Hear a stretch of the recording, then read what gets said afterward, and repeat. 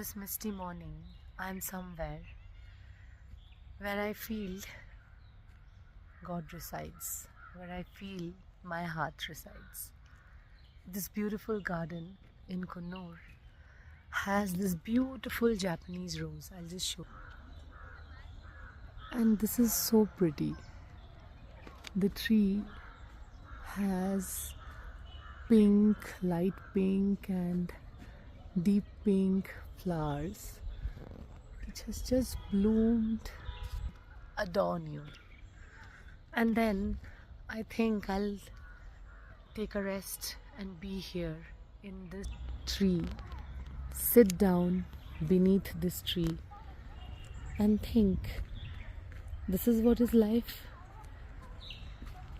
is all about. Moving around. Is life all about sitting and feeling the vibe? Is life all about retrospection?